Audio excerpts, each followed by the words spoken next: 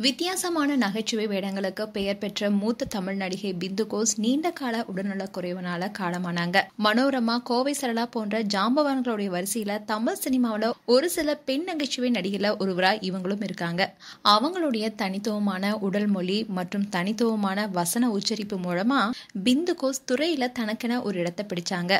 அது மட்டும் இல்லாம ஒரு அதிக ரசிகர் பட்டாளத்தையும் பெற்றாங்க. ரஜினிகாந்த், கவுண்டமணி, செந்தில் உள்பட பல முன்னணி நட்சத்திரங்களுடன் இணைந்து நடித்த இவங்க ஏராளமான தமிழ் படங்களை மறக்க முடியாத வேடங்களில் நடிச்சிருக்காங்க.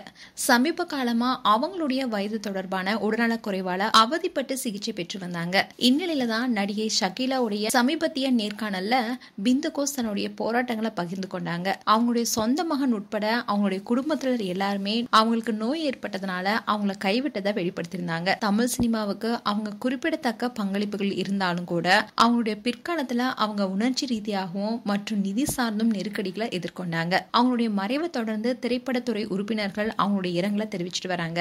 அவங்களுடைய உடல் சென்னை விருகம்பாக்கத்துல இருக்கிற அவங்களுடைய இல்லத்துல பொதுமக்கள் அஞ்சலிக்காக வைக்கப்பட்டிருக்கு. இறுதி சடங்குகள் இன்னைக்கு நடைபெற இருக்கு. மேலும் பிந்து கோஷ் குறித்து உங்களுடைய கருத்துக்களை கமெண்ட் செக்ஷன்ல சொல்லுங்க. இது போன்ற வீடியோஸை பார்க்க நியூஸ் தமிழ் கிளிட்ஸ் சப்ஸ்கிரைப் பண்ணுங்க. மறக்காம நோட்டிபிகேஷன் பட்டனை கிளிக் பண்ணுங்க.